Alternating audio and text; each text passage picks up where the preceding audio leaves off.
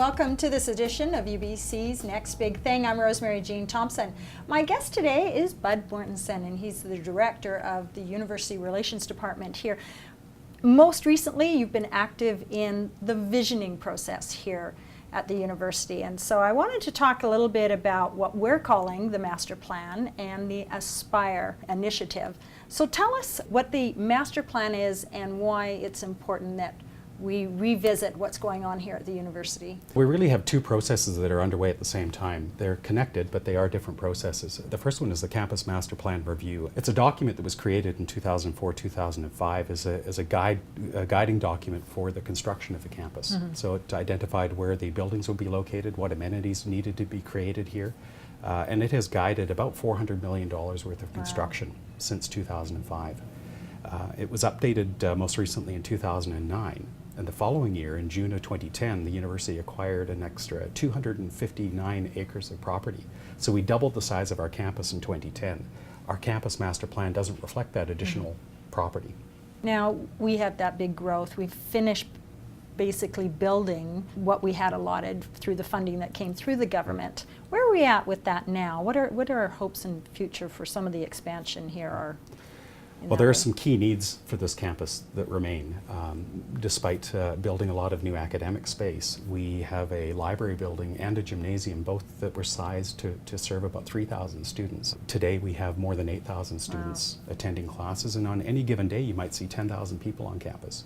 Those facilities are sized to serve around 3,000 people. So there's a tremendous need to expand both of those facilities. But they're facilities that we typically don't receive government funding to expand. So the university has to find other ways to fund the capital. And how do you do that? It's through community support and partnerships that allow those kinds of facilities to be expanded. In the past, we've had a lot of community use of the gymnasium, but with the growth of the athletics program, that space is under tremendous pressure from the varsity athletics programs, especially now that we're part of the in the big leagues, the National League, Canada West. So we still need to find a way to expand that gymnasium, essentially twinning the gymnasium. So that's something that is being looked at as part of the Campus Master Plan Review. Now that funding is coming through the Evolution Campaign. That's what we're... The Start an Evolution campaign is something that will hopefully identify the funding source, a donor that will help us with that gymnasium expansion. The other initiative that's being kicked off is the Aspire initiative, which is similar in a sense to the master plan, but it's more directed at who we are and what we do and how we do it. Right. So maybe you can explain that a little bit. Sure. So Aspire is the name we've applied to a visioning process that has started just this week on campus. And it's really an opportunity for people to think about the future of our campus from not just from a physical perspective of what the campus is going to look like, which is really what the master plan does. Right. Aspire is about thinking about the academic programs and the research excellence that we want to strive for. It's about thinking about what our persona is. What do we want to be known for in 50 years or 100 years from now? This is a chance to set in motion the kinds of programs and initiatives that will lead us to the achievements that we want to have in the future. Wow. I know with the master plan you had an open session. It was conducted with anybody was welcome to come and give input into their needs, what they're seeing it should be looked at while we visit the master plan. Now you're doing the same thing with Aspire. So how does that work, and what feedback are you getting?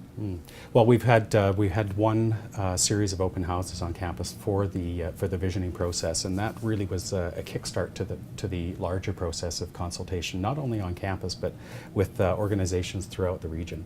We are asking faculty and staff, for example, to think about how their programs might evolve down the road.